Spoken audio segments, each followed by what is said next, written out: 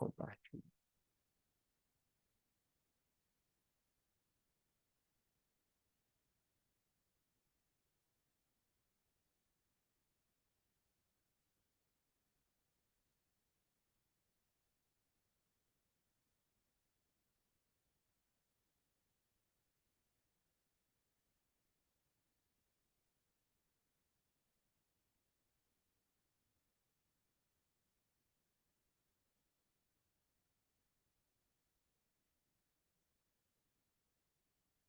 Cristologia, texto que nós lemos, pois em Cristo habita corporealmente toda a plenitude da divindade, Colossenses 2:9.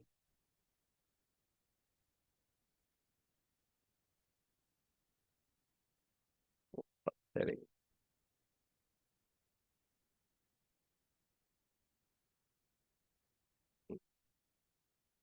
ajustar mais um pouquinho aqui.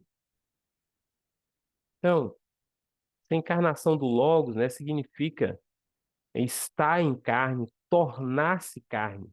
O nascimento sobrenatural de Jesus é um grande mistério divino e aconteceu como havia sido predito pelos profetas.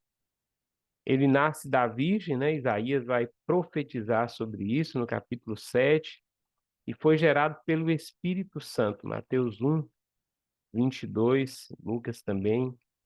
O Filho de Deus tornou-se filho do homem. Nós vamos ver essa expressão no Antigo Testamento, lá no livro do profeta Daniel, capítulo 7, ele falando sobre o Filho do homem. E Jesus, então, ele refere às vezes, né? Ele como esse Filho do homem é exatamente mostrando que ele, sendo filho de Deus, agora ele também tem ele tem a humanidade, né? Ele agora encarnou, ele agora faz parte da descendência de Adão, né? Da linhagem do rei Davi, mas da descendência de Adão. Então, esse filho do homem significa isso. Ah, para proporcionar salvação ao homem caído.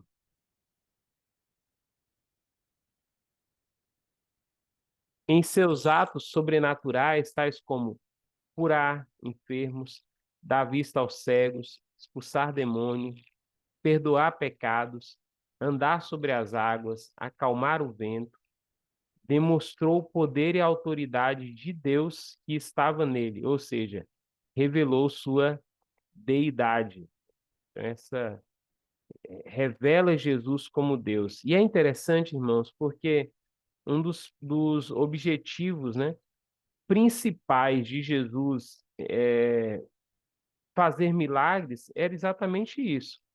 O objetivo era mostrar, né? Tanto que em alguns momentos ele dizia, olha, se vocês não verem milagres, vocês não crerão, né?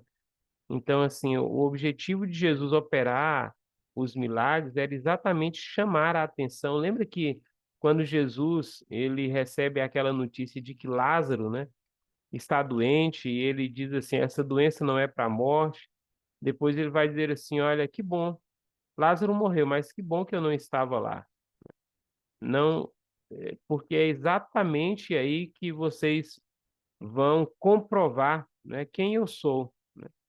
E aí lembra que quando Jesus ele chega frente ao sepulcro, ele diz assim, Pai, eu sei que o Senhor sempre me ouve, né?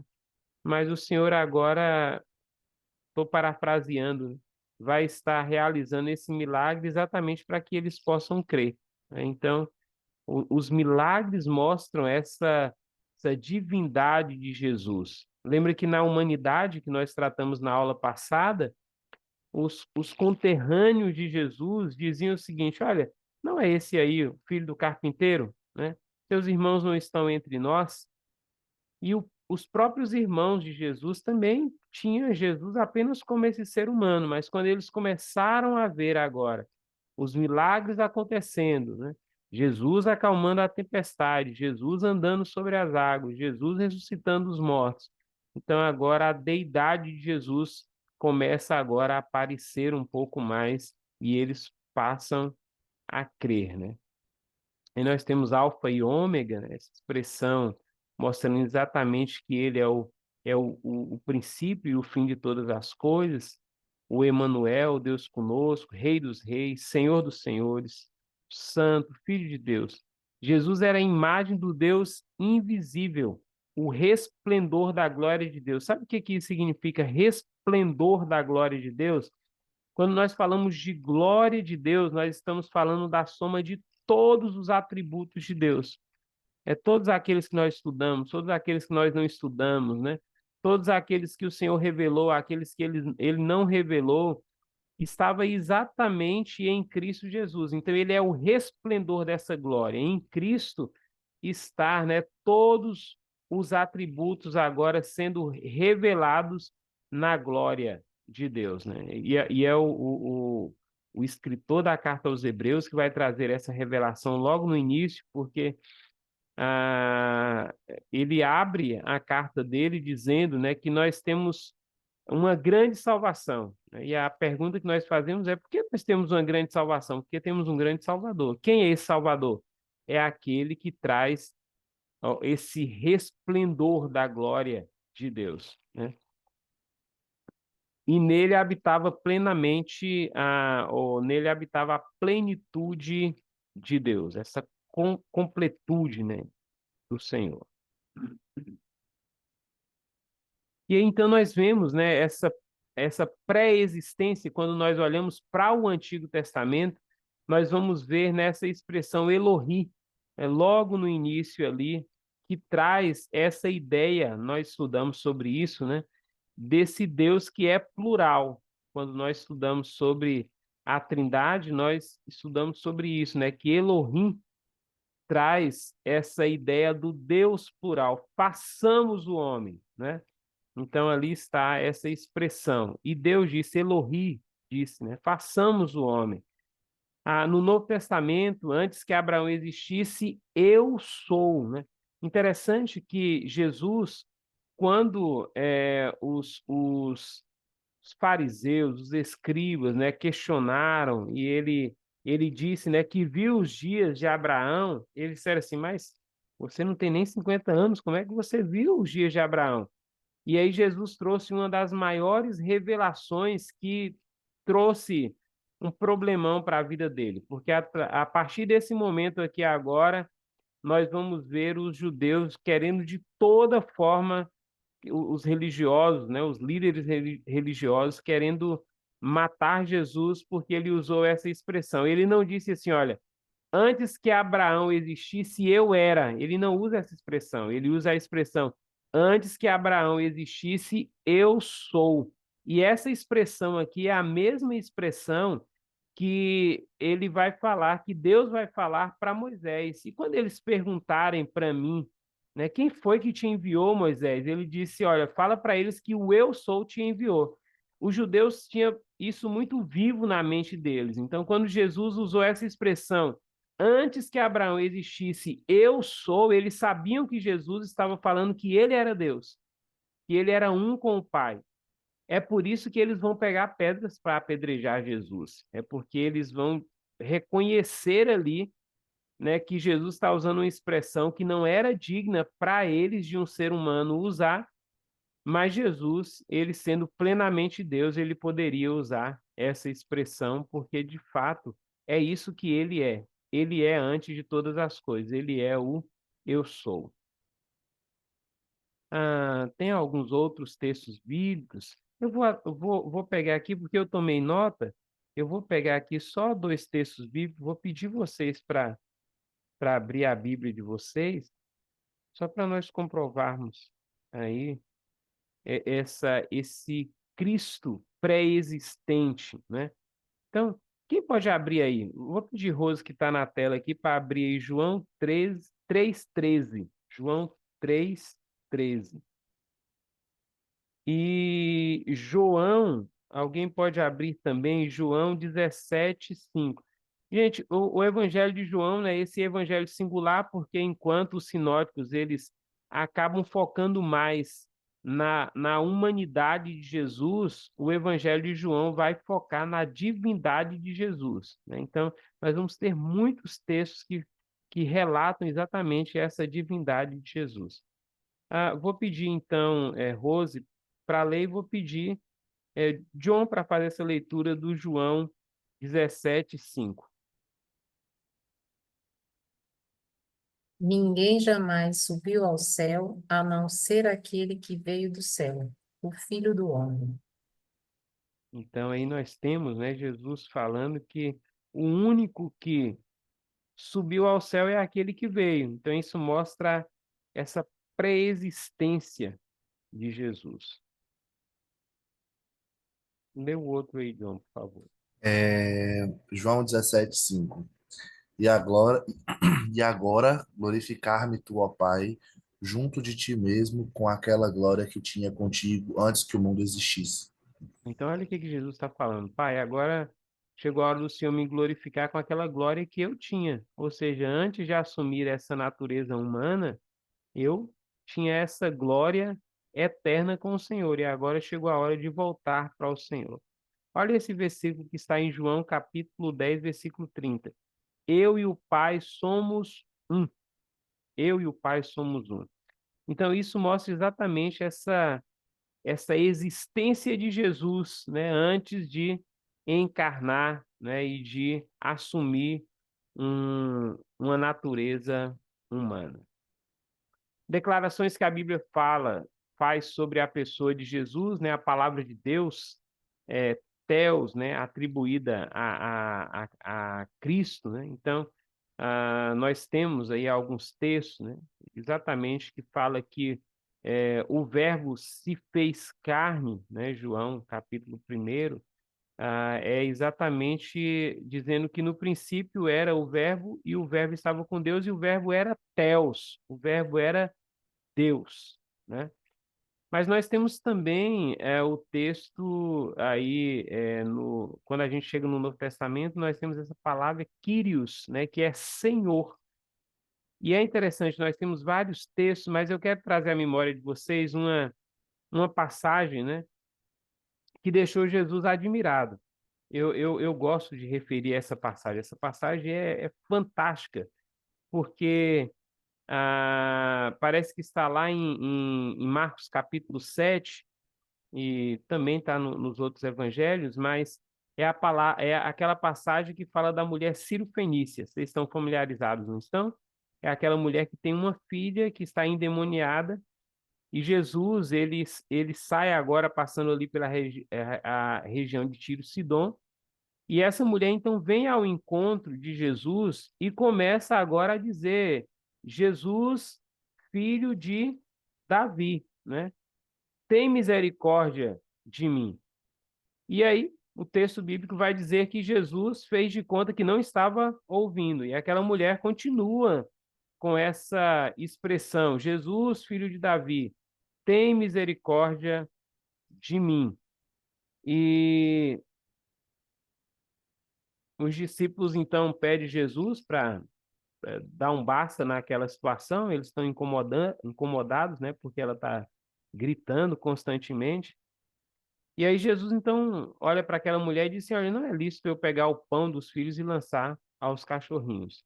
E aquela mulher então vai agora trazer uma das revelações mais extraordinárias, né? Porque ela vai dizer assim: não, Senhor. Ela está usando essa palavra Kyrios. Não, Senhor. Ela está reconhecendo, é uma mulher que não faz parte do povo da promessa, né? Mas é uma mulher que deve ter uma compreensão de Jesus, talvez, né? Ah, por querer conhecer, por conversar com os judeus, e ela identifica agora que ele é. E ela vai dizer assim: não, Senhor, não precisa. Os cachorrinhos também alimentam das migalhas que caem da mesa dos seus senhores. Olha a expressão de novo, Senhor, né? E aí Jesus então vai dizer assim: olha, eu não achei essa fé nem mesmo entre o meu povo, ou seja, o meu povo que deveria ter essa fé porque tem todo o conhecimento, né, de quem eu sou, não tem essa fé e eu encontro essa fé em uma mulher que não é parte do meu povo. Essa mulher, ela reconhece que Jesus é o Quírios, é o Senhor, que Jesus é da descendência de Davi, por isso ela clama Jesus, filho de Davi, né? E ela reconhece, né, como aquele centurião, que ela não é digna de ter um pão todo, que basta uma migalha. Ela reconhece quem Jesus é. Tu és o Senhor, uma migalha do Senhor é suficiente para suprir todas as minhas necessidades, né?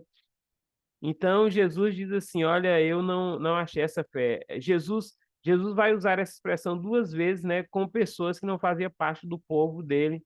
Ah, por isso que a expressão lá em João tá, né? Veio para o que era seu e os seus não receberam, mas aqueles que o recebeu, ele deu esse direito da filiação. Ele vai usar essa expressão tanto com a mulher sírio-fenícia como com o centurião que diz: eu não sou digno que o Senhor entre na minha casa. Eu sei da autoridade que o Senhor tem, basta uma palavra, né? Então, essas expressões aí no Novo Testamento mostram exatamente que as pessoas passaram a reconhecer Jesus agora como o Senhor, né? Esse ser divino. Olha essa expressão também dos anjos para os pastores que estavam pastoreando. Ele diz assim, ó: hoje em Belém nasceu uma criança que é o vosso Salvador e o vosso Messias, né? Esse Messias aqui era um ungido, o prometido da parte de Deus. Então nasceu e prossegue a mensagem. E também é o próprio Deus.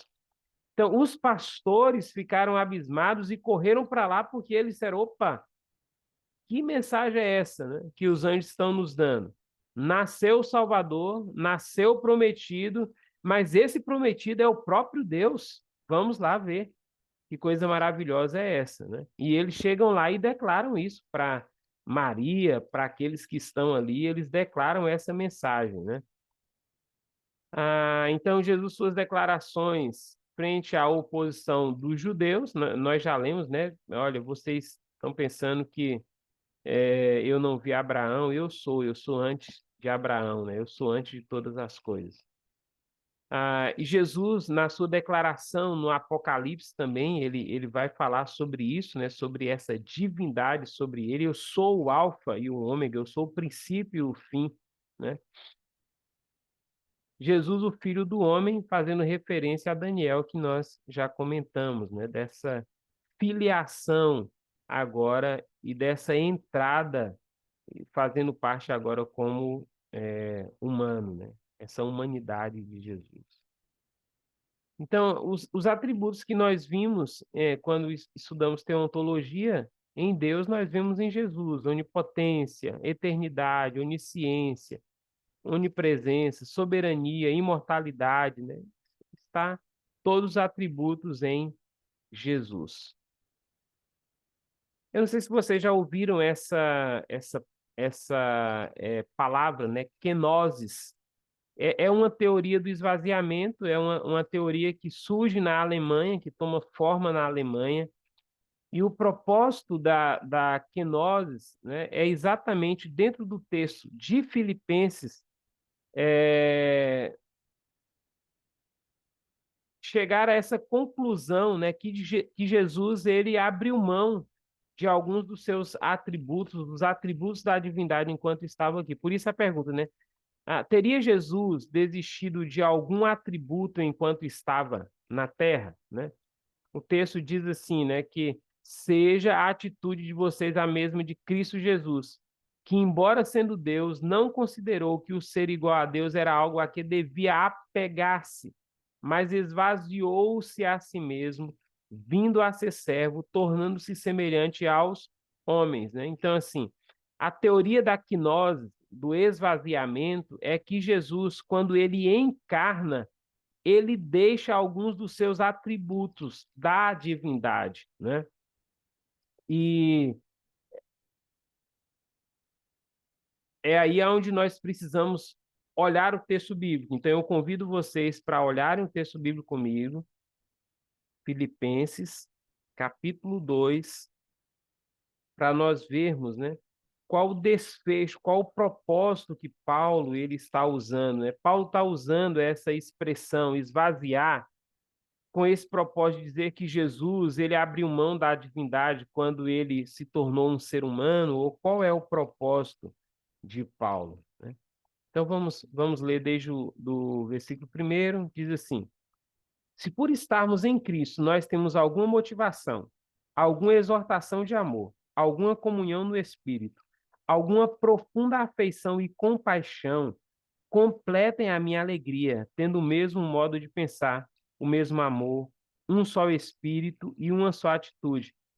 Aqui começa a clarear o que Paulo está querendo dizer para nós, apontando para Jesus.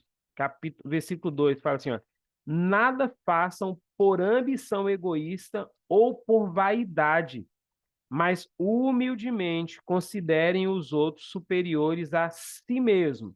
Não façam nada por vaidade, né? Por esse impulso egoísta faz parte do ser humano, mas Paulo vai aconselhar dizendo que nós precisamos, né, agora nos vestirmos da humildade e considerar os outros superiores a nós mesmos. E aí ele vai dizer: cada um cuide não somente dos seus interesses, mas também dos interesses dos outros. Então aqui Paulo ele está dando a introdução para agora lançar luz no que ele quer nos ensinar a respeito da vinda de Jesus. E aí agora no versículo 5 ele diz: seja a atitude de vocês a mesma de Cristo, a mesma de Cristo, que embora sendo Deus, não considerou que o ser igual a Deus era algo que devia apegar-se, mas esvaziou-se a si mesmo, vindo a ser servo, tornando-se semelhante aos homens, e sendo encontrado em forma humana, humilhou-se a si mesmo e foi obediente até a morte e morte de cruz. Por isso Deus o exaltou à mais alta posição e lhe deu o nome que está acima de todo o nome, para que, ao nome de Jesus, se dobre todo o joelho nos céus, na terra e debaixo na terra, e toda língua confesse que Jesus Cristo é o Senhor, para a glória de Deus Pai. Então, o que Paulo está querendo mostrar para nós aqui não é que Jesus ele abre mão dos atributos da divindade para se tornar um ser humano, mas que Jesus ele abre mão, né, a, de onde ele estava para poder habitar em um lugar agora com os seres humanos. Então, ele não abre mão dos seus atributos. Tanto que o pedido de Paulo para nós aqui não é, olha, você vai ter que abrir mão de algumas habilidades que você tem para você parecer com Jesus. O que Paulo vai dizer para nós é que para parecermos com Jesus, nós precisamos nos tornarmos servo como Jesus se tornou servo. Então, o objetivo aqui é mostrar que Jesus, ele, como ele disse, né, lá no Evangelho de João 17, Pai, glorifica agora com a glória que eu tinha com o Senhor antes, né, que o mundo existisse.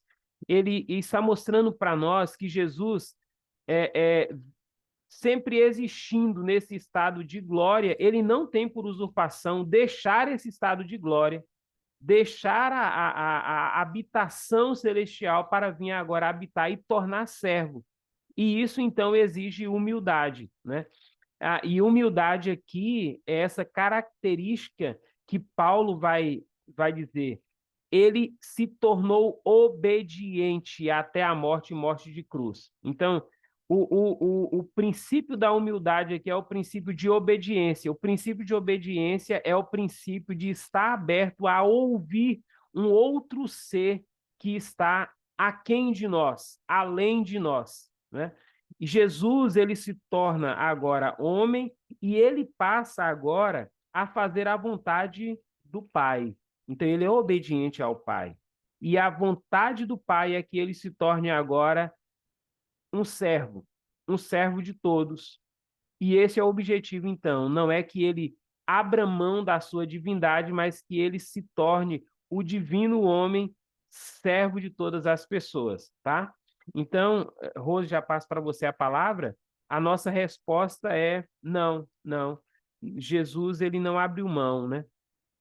E aí nós temos alguns textos, né? Pois foi do agrado de Deus que nele habitasse toda a plenitude, e por meio dele reconciliasse consigo todas as coisas, tanto as que estão na terra quanto as que estão no céu, estabelecendo a paz pelo sangue derramado na cruz, pois em Cristo habita toda a plenitude da divindade, né? Então, assim, um texto vai corroborar com o outro texto, né?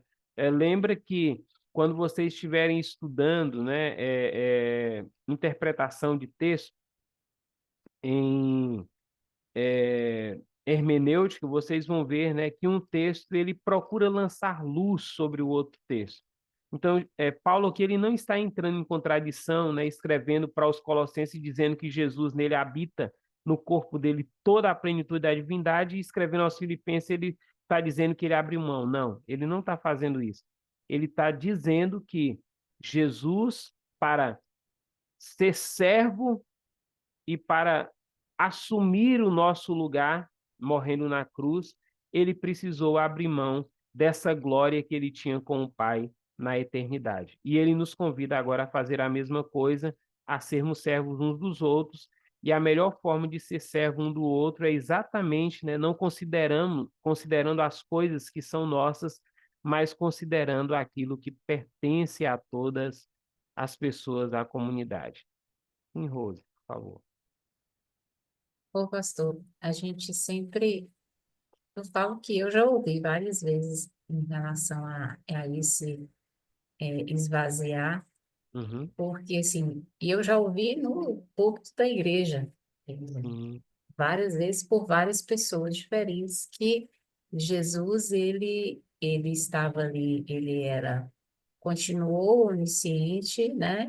Uhum, Onipotente, mas ele abriu mão da sua onipresença, porque ele não estava presente em vários lugares. Então, baseado nessa explicação que o senhor deu aí, a gente pode dizer assim, que ele não abriu mão da sua onipresença, só não estava usando ali, sim. de certa forma, mas não abriu mão, né? Porque eu já ouvi isso várias vezes. É igual. Jesus ele abriu mão da sua onipresença, mas então ele não abriu mão, ele só não estava usando, não significa como se eu tivesse algo e não guardasse aqui ou não usasse ali. Ele é Deus, né? Ele sabe o propósito dele aqui na Terra. Então eu É, já, é essa a questão, eu já ouvi isso diversas vezes, é, inclusive dentro das igrejas, né? é verdade. É exatamente por essa falta de compreensão, né? Pastor, De que em Cristo, né, estava toda a plenitude da divindade e também da humanidade, né? Lembra que nós falamos que essa foi a grande guerra, né, no início da igreja, porque alguns queriam negar a divindade, outros querendo negar a humanidade, né? Já passo da Clécia. Só para me pegar aqui essa linha de pensamento, né? Igual quando faz aquela pergunta para Jesus a respeito do fim, né? Que ele está falando do fim, e ele fala assim: só quem sabe o dia e a hora é o Pai, né? Ali Jesus está falando como humano, porque na divindade Jesus sabe, ele sabe qual é a hora exata que, que ele virá, né? Mas na humanidade a resposta dele é: o filho do homem não sabe, nem o filho do homem, né? Então ele está usando a expressão: olha, o filho do homem, essa natureza humana, ela não sabe, né? Mas o ser divino sabe, né? Você quer ver o outro momento, Rose, que é muito interessante, né? Quando Jesus está na casa de Simão e que Simão faz aquela indagação no pensamento dele: se ele soubesse quem é essa mulher que está tocando ele, né? E ali, então, nós vimos a onisciência de Jesus. Ele diz assim: eu sei, Simão, eu sei quem está me tocando, né? E sei o que você pensou também, né? Deve ter sido um susto para Simão, porque ele não proferiu, ele apenas pensou, né? Então, nós vemos ali a onisciência de Jesus naquele momento, né? Fim da Clécio. na hora pega no gancho, justamente no que a irmã está falando aí, quando Jesus ele foi levado em espírito para ser tentado pelo diabo, né? Uhum. Então ele não abriu mão dos seus atributos, né? E Óbvio. quando ele foi levado, né, para ser tentado, a Bíblia fala que ele foi levado em espírito, né? É, Eu estava inter... lembrando desse texto aqui. Eu falei, poderia ter usado ali vários e não usou nenhum, só a É, palavra. quando ele viu Exatamente. Filipe debaixo da figueira também, ele, antes de Filipe, foi Filipe? Não, Filipe? Fugiu o nome É, agora. Foi o filho Natanael, dele. né? Natanael debaixo da Natanael. figueira. Ele usou também. Então tem várias Exatamente. passagens que deixa claro que Jesus, ele não abriu mão quando ele se transfigurou lá quando apareceu Moisés e Elias no monte. Uhum. Então ele não abriu mão de forma alguma. Esse é o grande mistério, né, que a gente sempre fala. É porque ele sempre, agora, né, que assumiu a natureza humana, ele sempre existe como esse ser de duas naturezas, né? Então, sempre vai existir por toda a eternidade. Concluímos os nossos slides na aula passada falando sobre isso, né? Que uma vez que ele assumiu, não tem mais volta, ele sempre será esse Jesus com as duas naturezas. Então, sempre que vocês ouvirem sobre essa teoria da kenosis, né, do esvaziamento, vocês lembrem que o propósito de Paulo, escrevendo aos Filipenses, não é falar que Jesus... Essa teoria ela é nova, de 1800, né? Alemanha, Inglaterra, começa a divulgar essa teoria, né? Mas a igreja ela nunca pensou assim. A igreja primitiva, a igreja dos pais, a igreja histórica sempre pensou nesse esvaziamento como uma forma de se tornar servo com um propósito de alcançar o ser humano. Então, qual a importância dessa divindade de Jesus? Só um ser divino pode arcar com toda a pena de todos os pecados de todos que cresce nele, né? Nenhum ser humano tinha condições de arcar com essa penalidade, né, que foi imposta pelo próprio Deus.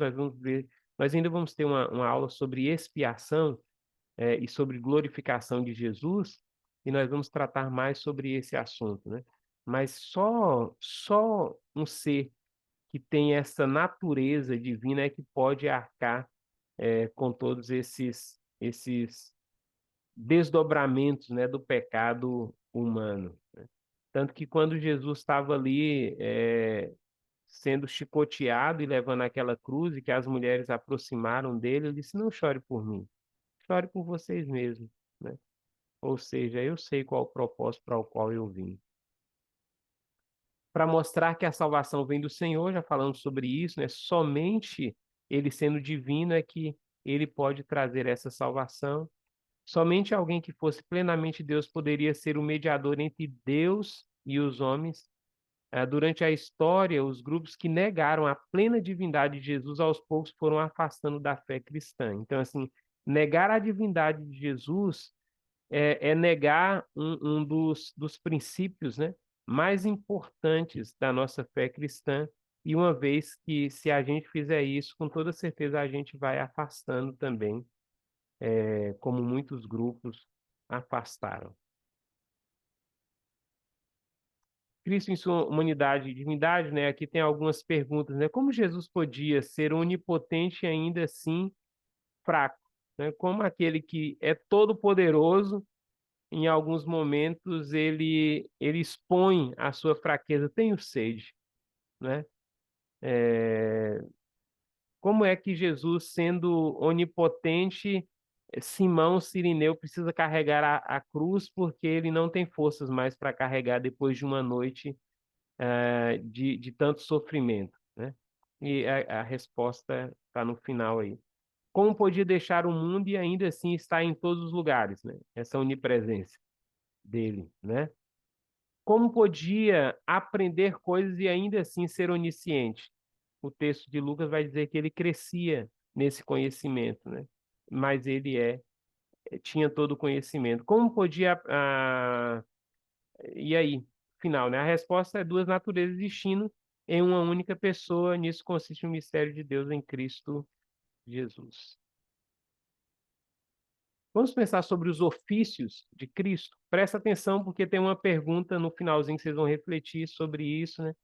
Então, assim, quando Jesus ele entra nesse plano, né, para nos redimir, Jesus ele vai encarnar o ofício de profeta, o ofício de sacerdote e o ofício de rei, né? Lembra que Moisés, né, que foi esse primeiro profeta e que os judeus, né, tinham um apreço muito grande por ele vai dizer assim: olha, Deus levantará um profeta como eu, e vocês devem ouvir, né? E ele estava falando de Jesus. É por isso que lá no Monte da Transfiguração, quando os discípulos estão abismados, porque estão vendo ali não somente Jesus, mas Moisés e Elias, a voz vem agora, após Jesus desaparecer, a voz vem: este é o meu filho amado, ouça-o. Então, assim, Jesus não é apenas um profeta, mas Jesus é o profeta, porque os outros profetas, eles sempre falaram em nome de Deus, mas Jesus fala em seu próprio nome, né? Aquela expressão que o profeta usava, assim diz o Senhor, Jesus vai dizer: em verdade, eu vos digo, né? Então Jesus, ele é esse profeta. Esse profeta, esse ofício profético é que traz a revelação de Deus para o ser humano, né? É por isso que o escritor da carta aos Hebreus, ele abre a carta dele dizendo: no passado Deus falou de várias maneiras aos nossos pais através dos profetas. Nos últimos dias nos falou através do seu filho, a quem ele constituiu o herdeiro de todas as coisas. Então Jesus, ele é essa palavra viva de Deus que está sendo agora pronunciada, né? Lembra que Jesus, ele usou essa expressão: as palavras que eu digo para vocês é espírito e vida. As minhas palavras é espírito e vida, né? Então, Jesus é esse profeta, é esse que traz a revelação de Deus. Mas ele também tem esse ofício do sacerdote, né? O sacerdote é essa pessoa que traz esse ofício de oferecer a Deus sacrifício, de oferecer a Deus louvores a Deus e de ser esse representante de Deus para com o povo e esse representante do povo para com Deus, né? Se a gente pegar o Antigo Testamento, nós vamos ver que a função do sumo sacerdote era uma vez por ano entrar no lugar santíssimo, oferecer um sacrifício a Deus em favor de todo o povo. E quando o povo, então, quando era aceito o sacrifício do sacerdote, e que ele, então, apresentava ao povo que o sacrifício foi aceito, o povo, então, agora entrava em grande celebração de louvor e de gratidão ao Senhor. Então, o ofício sacerdotal traz essas prerrogativas, né? Quando nós chegamos na carta aos Hebreus, que é essa carta que faz essa comparação mostrando que Jesus é superior, ele vai dizer que Jesus, ele é sacerdote na ordem de Melquisedeque, não é da ordem de Levi, mas é da ordem de Melquisedeque, uma ordem que existiu, sempre existiu, né? Melquisedeque é aquela figura que Abraão encontra lá no Antigo Testamento, no livro de Gênesis ainda, e que oferece a ele os dízimos, né? E que o texto vai dizer que ele não tem início de dias. Então, Jesus é dessa ordem, da ordem de Melquisedeque. E Jesus, ele oferece um sacrifício perfeito, porque ao mesmo tempo que ele é o sacerdote, ele é o sacrifício. Isso é fantástico, né? Jesus, ao mesmo tempo que ele ele apresenta diante de Deus, ele apresenta agora como sacrifício, e aqui agora é fantástico, porque o lugar santíssimo, somente o sumo sacerdote podia entrar, o santo o lugar anterior, que era o lugar santo, somente os sacerdotes, né? Não o sumo, mas o sumo e os sacerdotes poderiam entrar. O povo não tinha acesso a nada disso, o povo ficava no pátio exterior do templo. Mas agora, quando Jesus oferece o sacrifício perfeito de uma vez por toda, o escritor da carta aos Hebreus vai dizer que o véu se rasga de alto a baixo, e agora então, Cristo Jesus, nesse ofício, ele nos convida a aproximarmos de Deus. É por isso que, se vocês forem ler Hebreus capítulo 10, vai mostrar esse sacrifício perfeito e depois um convite dizendo: aproxime agora com ousadia ao trono do Senhor, porque o véu foi rasgado e o sumo sacerdote, que é Cristo Jesus, nos leva com ele agora para a presença do Pai. Agora não tem mais nenhuma barreira. Agora não tem mais porque a gente ficar do lado de fora, mas o Senhor nos convida a entrarmos com Ele no lugar santíssimo, na presença do Deus Todo-Poderoso e oferecermos agora, né, as nossas próprias vidas ao Senhor, o nosso louvor ao Senhor, né? Lembra que o apóstolo Paulo ele vai dizer o sacrifício que o Senhor quer agora não é mais de carneiros, de bois, não é mais de animais. O sacrifício é agora, Romanos capítulo 12, é do próprio corpo que é oferecido como sacrifício vivo, santo e agradável. Mas na figura de Jesus como sacerdote, nós temos também aquele que intercede por nós. Lembra que Jesus, enquanto esteve aqui, ele deixou bem claro para Pedro: olha, Pedro, Satanás pediu para te cirandar, mas eu intercedi diante do Pai. E ele é agora esse sumo sacerdote que vive a interceder por nós. Irmãos, isso aqui é uma garantia extraordinária, porque nos momentos em que nós não temos forças para interceder, nos momentos que nós não temos capacidade intelectual, né, de perceber todas as coisas para colocar diante de Deus em intercessão, nós temos um sumo sacerdote que intercede por nós diante do Pai. Ele sabe das nossas fraquezas. Então, tem momentos que nós não temos conhecimento da dimensão das orações que esse sumo sacerdote está levando diante de Deus Pai em favor das nossas vidas. Em terceiro lugar, Jesus, ele também traz esse ofício de rei. Por isso ele é da descendência de Davi.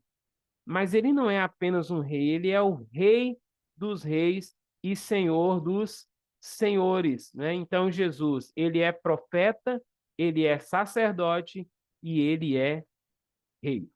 Guarda isso aí porque tem uma pergunta que vai estar associado a isso para vocês refletirem.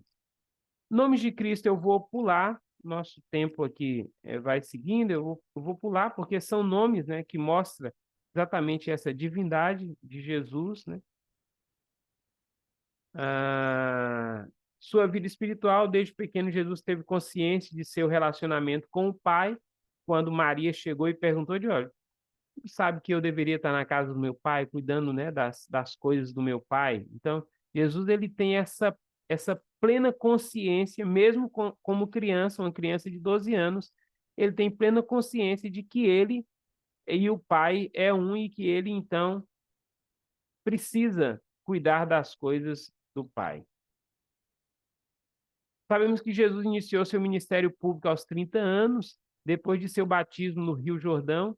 A maior parte do seu ministério teve lugar na Galiléia, mas também visitou algumas vezes outras regiões, a terra dos Gadarenos, Samaria, a Jerusalém e Fenícia. Seu ministério caracterizou-se pela operação de muitas maravilhas e milagres, cura, libertação demoníaca, ressurreição de mortos, intervenção na natureza, né? Então, mostrando exatamente que Jesus, por onde ele passava, ele ia então demonstrando a divindade através do seu ministério. Vou pular aqui também, porque nós vamos falar sobre isso mais detalhado, sobre essa obra expiatória de Jesus, é a nossa terceira aula sobre Cristologia.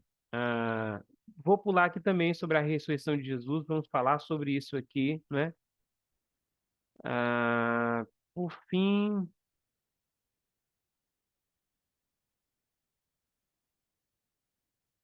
então, a obra de Jesus, né? Expiação, propiciação, substituição, reconciliação, essas três expressões teológicas nós vamos tratar também dentro de expiação.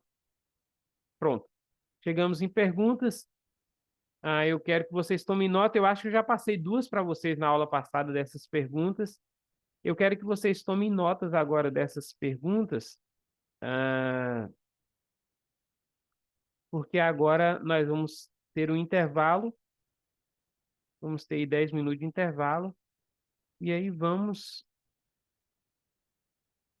estar voltando depois conversando um pouco sobre essas perguntas.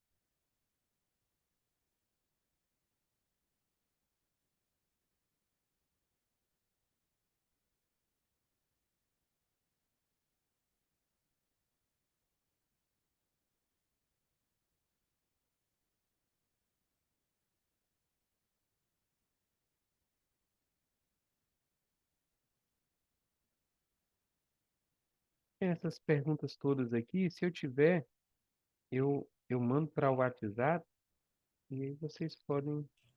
Eu tirei uma foto aqui, pastor. Se você quiser, eu mando. Pronto. Ah, tranquilo.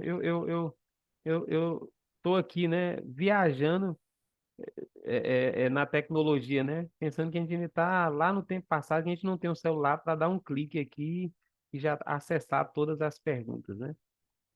Mas, então vou lá. Posso interromper então, né?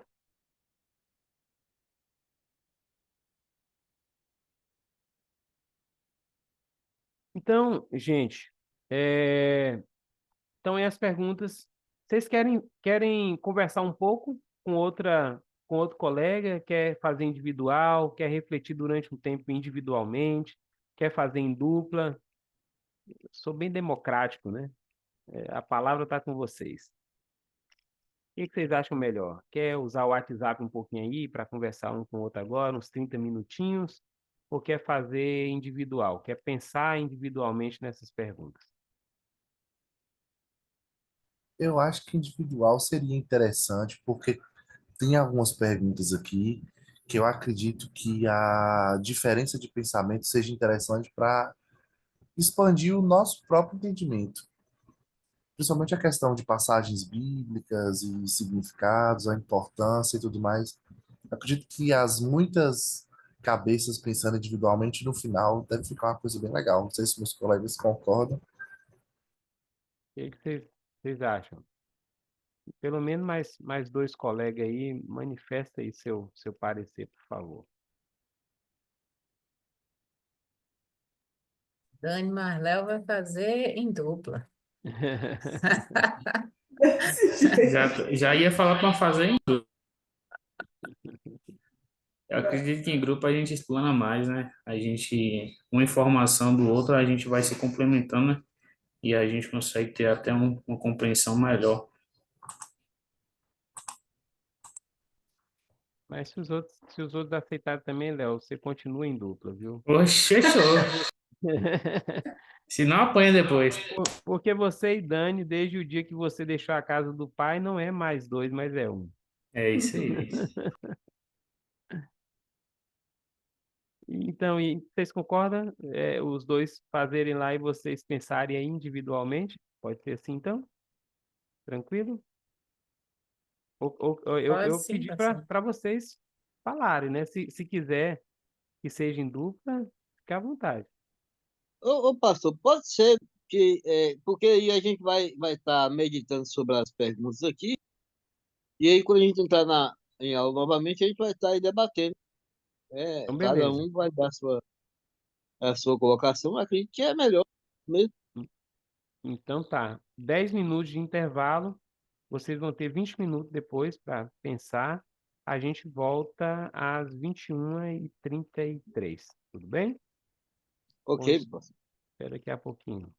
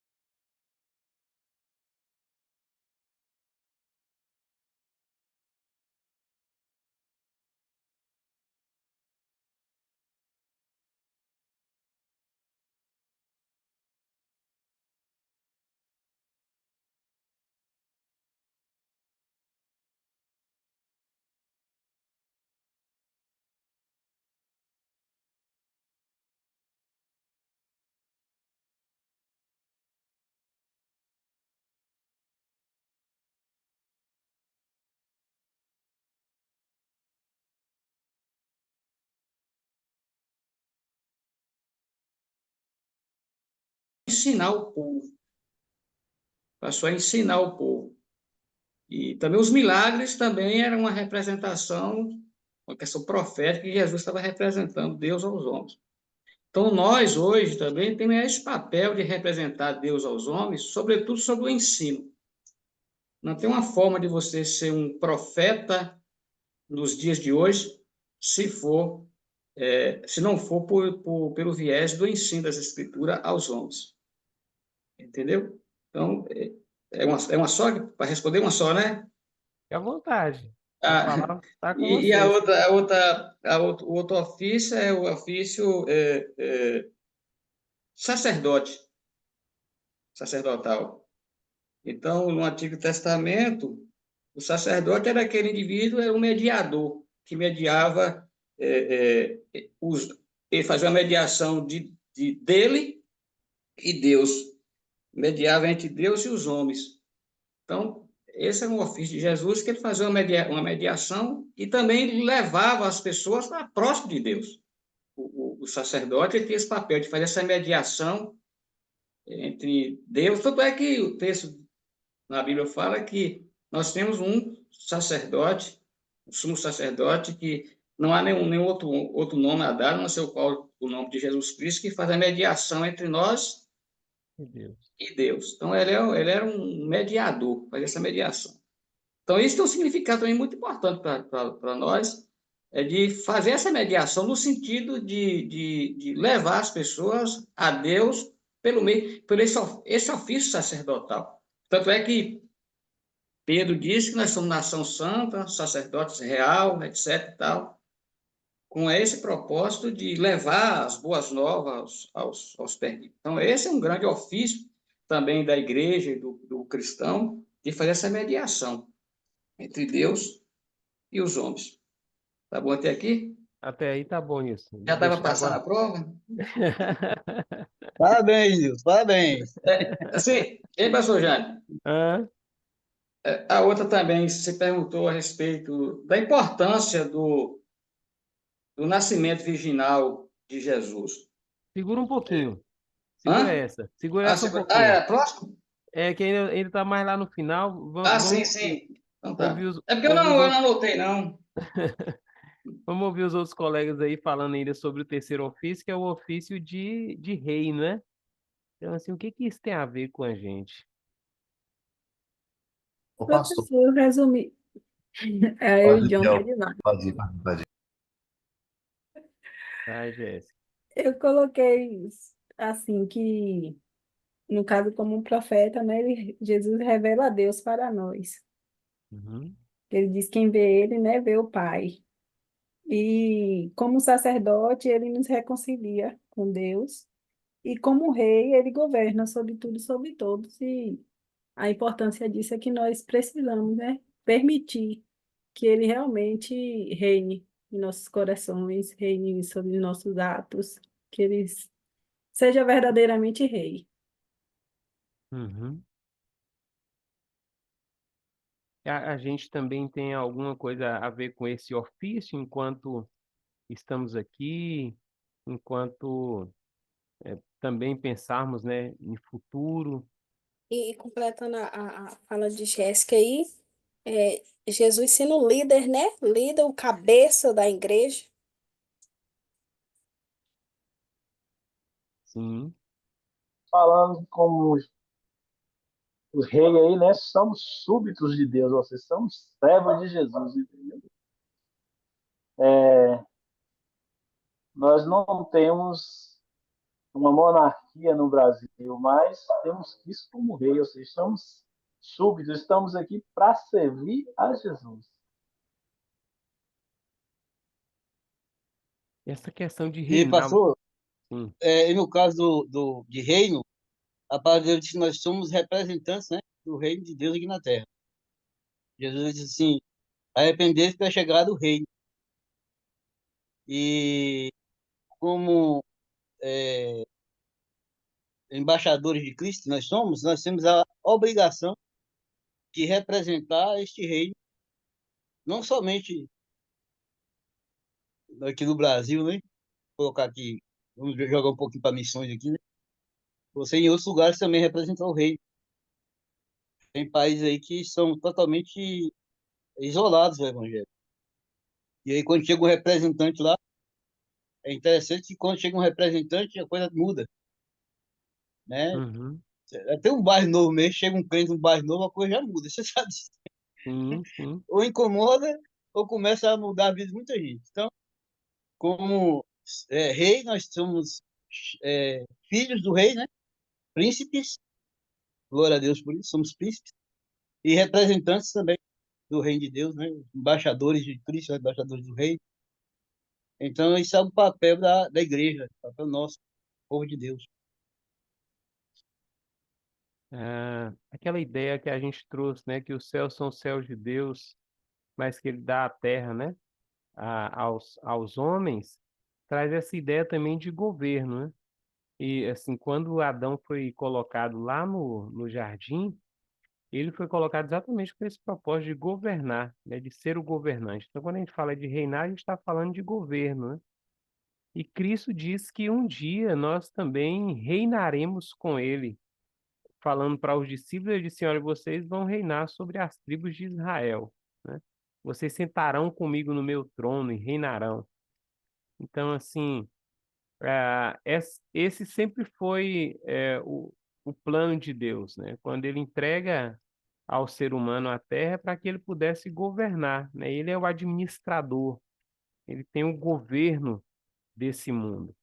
E agora, quando Cristo ele recupera, né? Porque o que nos faz muitas das vezes perder esse reino de vista é exatamente o pecado, né? O pecado tira de nós essa habilidade que o Senhor quer nos dar de reinarmos, né? E de governarmos, de organizarmos as coisas, né?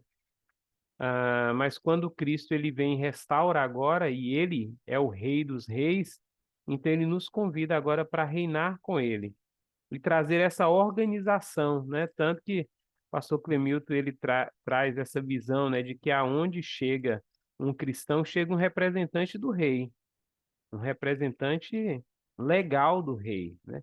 E o plano de Deus é que através dessa representação ele possa começar a colocar em ordem algumas coisas. É claro que enquanto nós vivermos nesse corpo de morte, nessa natureza pecaminosa, nós não teremos condições de organizar todas as coisas, porque isso cabe ao Rei dos Reis. Mas um dia ele então, né, colocará tudo de novo agora sobre o domínio dele e o plano original do Senhor continuará, né, que é de nós reinarmos para sempre sobre a criação, né? Lembra que a gente falou, né, que Jesus ele mostra isso, né, no governo dele. O mar obedece, o vento obedece, né? Os animais também obedecem à voz do Senhor. E agora, então, quando o Senhor restaurar todas as coisas, tudo isso agora está debaixo do senhorio de Cristo e nós, como representantes dele, retomaremos, né, o plano original e reinaremos para sempre. Então, ele é profeta, como vocês colocaram muito bem aí, sacerdote, né, que traz essa representação, mas também é o rei que nos convida para reinarmos. Então, onde nós estivermos, precisamos representar bem esse reino. Por isso que quando Jesus enviou os discípulos dele, disse: olha, vocês vão pela cidade, povoados, pregam o evangelho, né? Disse: olha, o rei está vindo aí, né? O rei está vindo aí. Mesmo se eles não aceitarem, vocês baterem a sandália dos pés como protesto, mas ao sair daquela cidade, olha, o rei está vindo, né? Ou seja, o rei vem estabelecer o reino dele, né? E vocês estão nos expulsando daqui como representantes desse reino, mas um dia vocês vão ter que aceitar esse reinado, né? Então, Jesus traz esses ofícios e ele nos convida também a vivermos esses três ofícios, né, de profeta, sacerdote e rei. A quarta pergunta é: o que significa que Jesus é totalmente humano e totalmente divino? Quem quer falar um pouquinho sobre isso aí? Ou pelo menos dois, né? Um fala sobre a humanidade e outro fala sobre a divindade. O que significa esse totalmente humano, totalmente divino? Totalmente humano é porque ele sentiu dores e sangrou, né, pastor? Sim, Joab. O que mais? O que que a gente pode dizer dessa humanidade de Jesus? São Ele duas naturezas que coexistem, né, pastor? Não se misturam. É uma única pessoa com duas naturezas, que sente dor, que chora, que tem fome, né?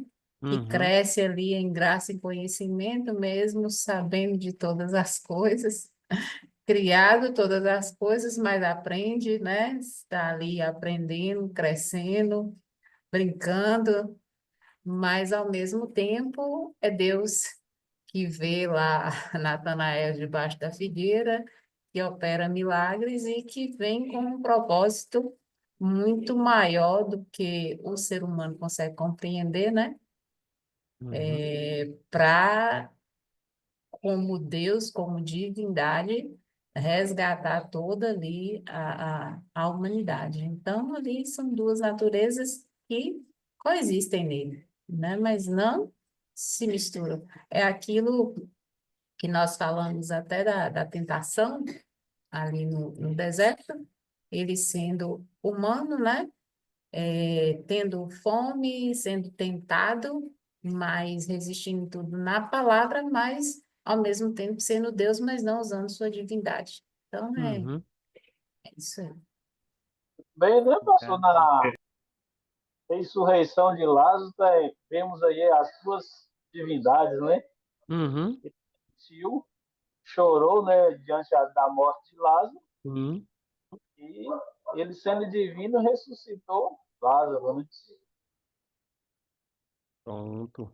Uma outra coisa que reforça também essa união apostática é essa questão exatamente de que Jesus ele precisaria vir nascido de mulher para poder representar a humanidade da qual ele viveu, sofreu, para que para nós hoje entendêssemos que ele sentiu as dores, entende as dores e tudo mais, e acima de tudo estava revestido de poder e glória, né?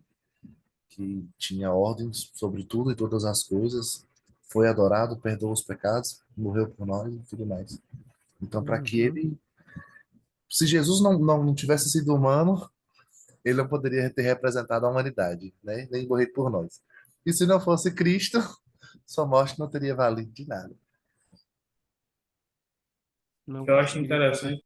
Sim, pode ir. Hein, pastor, completando aí o que John falou, falando quase a mesma coisa que John falou, ele era plenamente Deus, né, com todas as qualidades e poderes divinos, e ao mesmo tempo plenamente humano, com um corpo, mente, emoções e vontades divinas também, né, Uhum. como nós, né, vontades Isso, humanas, como nós temos as nossas vontades.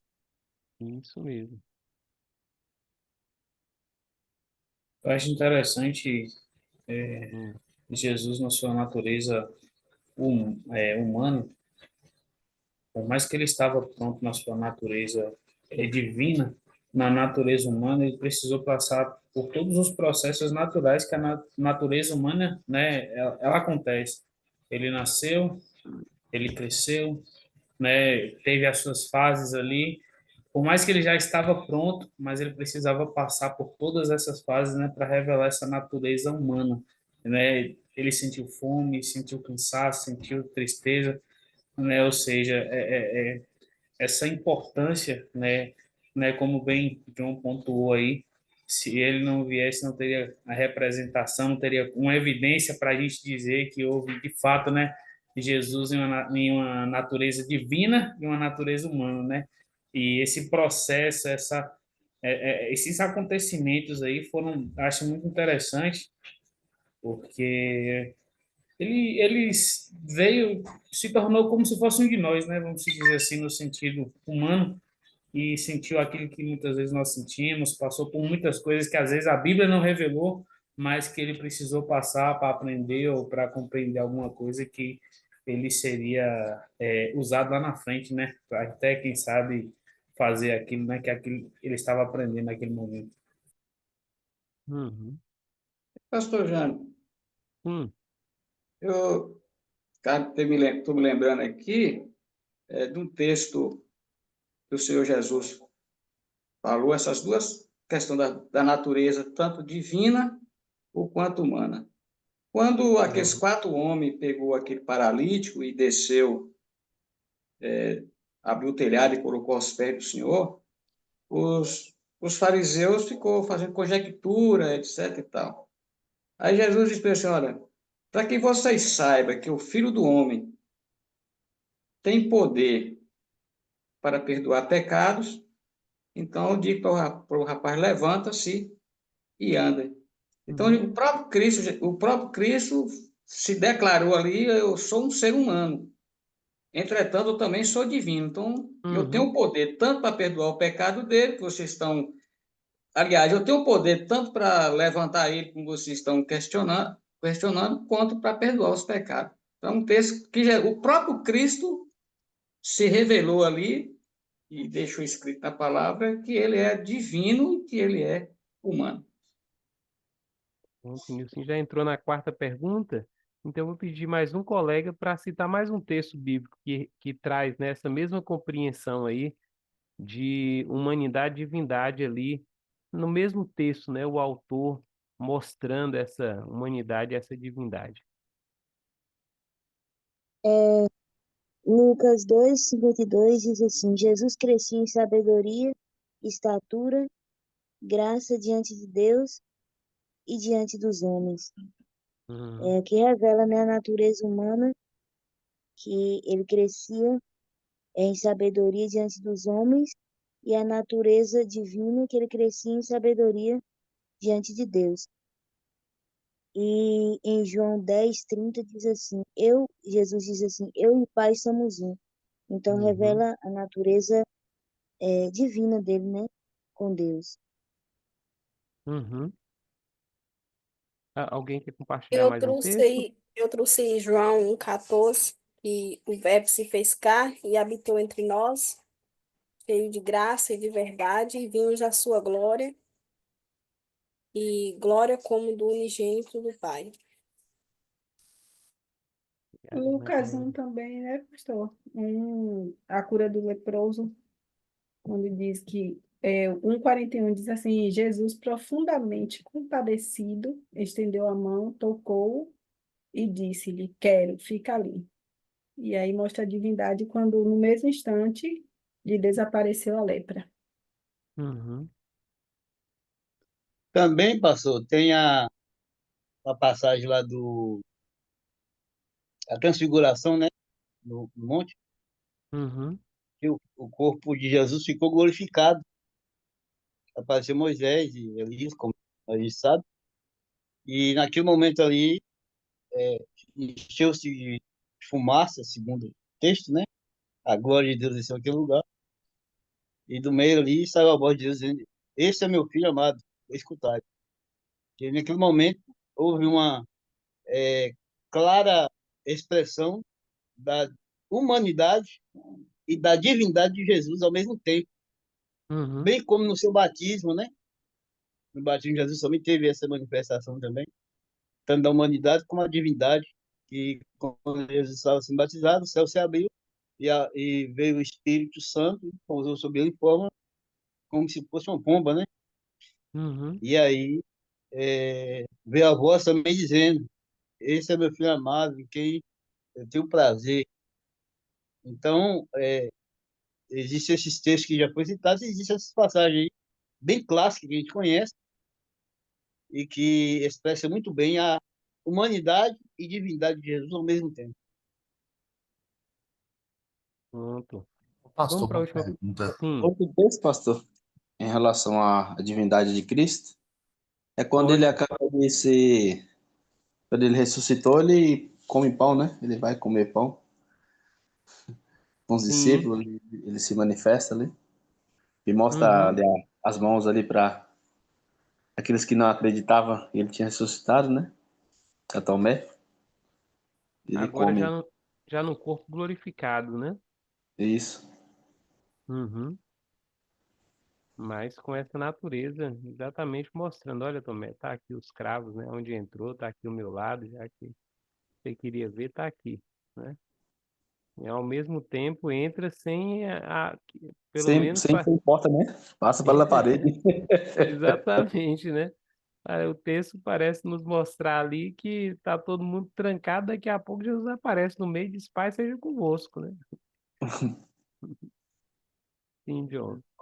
Batista também diz, né, pastor? Aí lá no João, no capítulo 1, verso 34, né? Ele diz que eu vi e temos testificado que este é o Filho de Deus.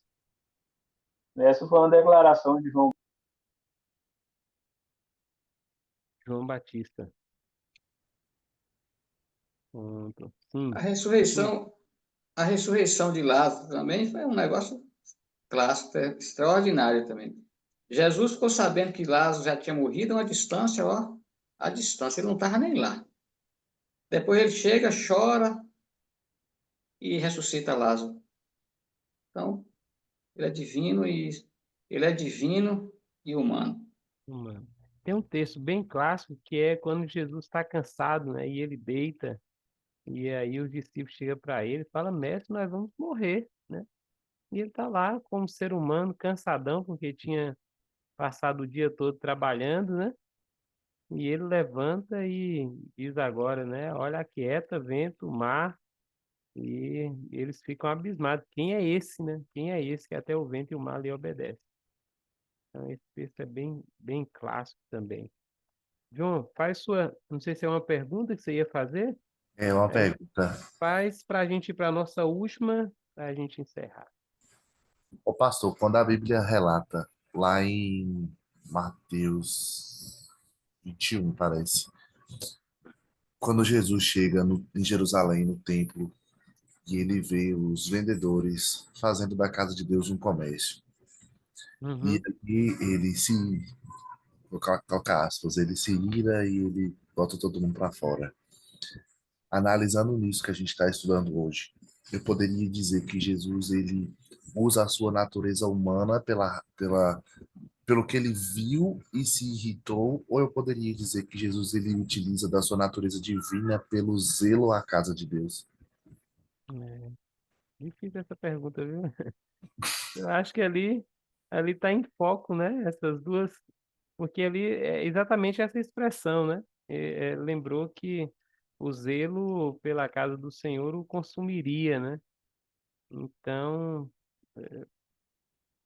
pode ser, mas Então eu poderia talvez colocar ele encaixado nessa pergunta que o senhor fez, onde as duas trabalham juntas. Uhum, poderia. Talvez um humano ali sobressaindo um pouco mais, né? Para pegar esse chicote aí e começar a expulsar, né?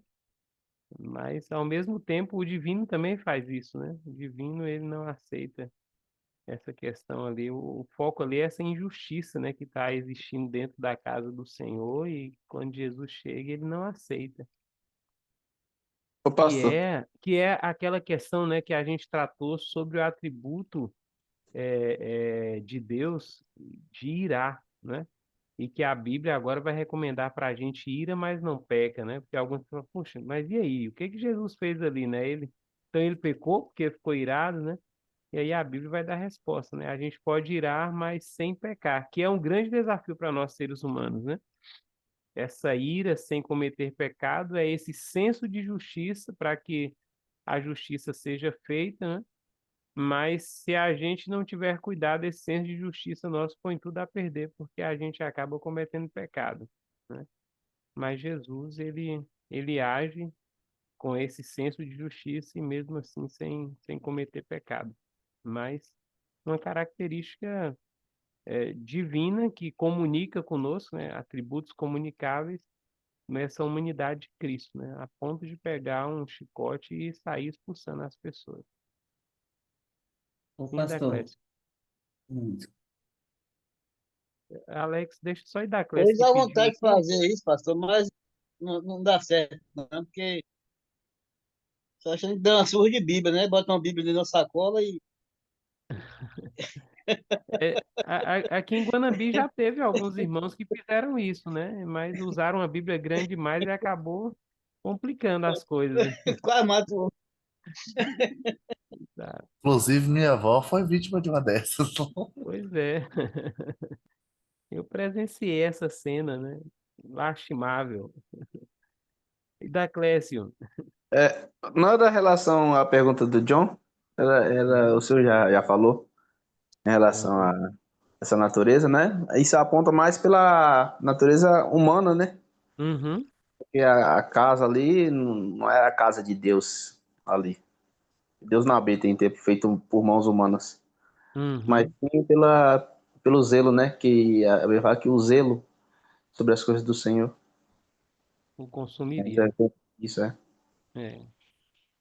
E é interessante que é exatamente nesse momento que ele usa aquela expressão, né? Que vai dar pano para manga, que os judeus vão dizer que ele disse que destruiria o templo, né? Destrua esse templo e eu reconstruo em 3 dias, né? E ele está falando do próprio corpo dele, né? É. Gente, então vamos para a última aí. Qual a importância, né? Nilson já tinha adiantado. Qual a importância do nascimento virginal de Jesus, né? Esse fato de Jesus nascer de uma virgem, né? Qual a importância?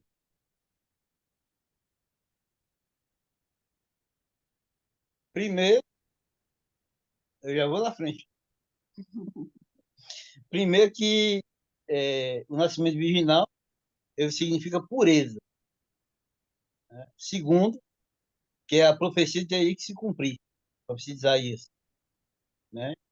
E A terceiro, virgem é dará à porque luz? Jesus ele foi é, gerado pelo Espírito de Deus, e não da forma comum, normal, como qualquer outro homem poderia ser sido. E o resto eu deixo para os colegas aí para acrescentar.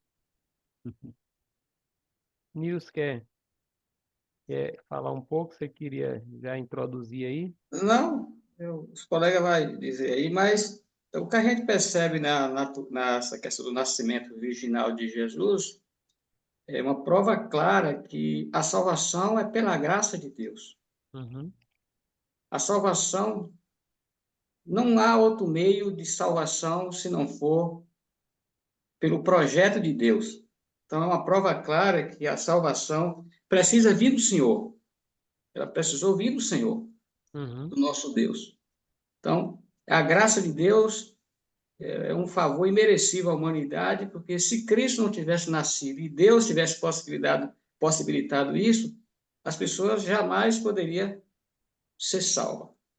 E a outra coisa que a gente pode perceber também é que nesse nascimento virginal de Jesus, a gente percebe plenamente, dá para a gente perceber a plena divindade e plena humanidade de Jesus. uhum. Ele é plenamente divino e plenamente humano. É outra prova claríssima aí da humanidade e da divindade de Jesus. E é, é, isso é possível, a verdadeira humanidade de Cristo. Então, se Jesus não tivesse nascido da Virgem, não tinha possibilidade de ser o verdadeiro ser humano. Então, eu vejo que a salvação é pela graça que Deus que possibilitou Jesus Cristo, é uma prova da divindade e da humanidade do Senhor Jesus Cristo, e é outra prova também clara da humanidade de Jesus. Senão, ele não tinha como ser um ser humano. Pronto. A unidade aí dessa humanidade e divindade em uma só pessoa, né? E também podemos ver aí a diferença que nós, da humanidade, temos a herança do pecado e já Cristo não tem essa herança de pecado. Uhum. Nascer do próprio Deus, né? Isso. Se ele fosse concebido, se nascesse entre José e Maria, nasceria com a herança do pecado, né? Todos Uhum, nascidos de Adão herdam o pecado. Então, se uhum, ele viesse, não seria perfeito, né, sem pecado, então não haveria sacrifício, não haveria redenção. Uhum. Ele seria sacrificado pelos seus próprios pecados, né? Nós, sem Cristo, nós teríamos que nos sacrificar pelos nossos próprios pecados, mas aí ele veio sem pecado, né? Mostra ali também a revelação da soberania de Deus, que pode todas as coisas, interfere na natureza humana, ele não precisa de homem para fazer as coisas, né? E ali a gente vê que cumpre a promessa, até como o pastor Clemente falou, cumpre a promessa, aquilo que já tinha deixado ali, que nasceria de uma virgem, né? Eles esperavam um ser divino descendo, né, para que essa redenção acontecesse. Então, não teria como ser natural, teria que ser sobrenatural. Então, somente através dessa concepção que seria possível a redenção, a nossa redenção. Ô, Alex, você pediu a palavra, eu acabei não voltando para você aquela hora, me desculpa, mas lembrei aqui que você falou.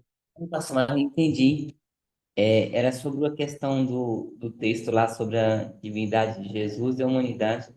Mas eu entendi o texto aqui. Uhum. Era sobre a mulher samaritana lá. Mas eu entendi. Tá joia. Então, gente, podemos encerrar? Acho que a gente conseguiu, né, alcançar nosso objetivo hoje, pensarmos sobre a natureza divina e também refletirmos um pouco, né, fazer essa aplicação. Que bom que vocês refletiram aí, trouxe para a superfície, né, as reflexões de vocês.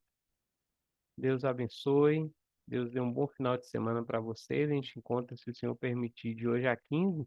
Até lá a gente vai compartilhando algum artigo para vocês irem lendo aí, tá bom? Um abraço, Deus abençoe, Deus nos use nesse final de semana para a glória do nome dele. Amém. Deus abençoe. Boa Amém. noite. Amém, pastor. Um Deus abraço. Senhor, boa A paz, noite. final de amados. semana. Boa noite. Bom final de Valeu, semana. irmãos. Deus Tchau. abençoe, irmãos. Deus abençoe a todos. Amém. Acenda as luzes aí, viu? Que a lâmpada vai sair. Ei, pastor, gente. Deus abençoe, vários irmãos. Um abraço, Abraço na companheira. Opa, obrigado.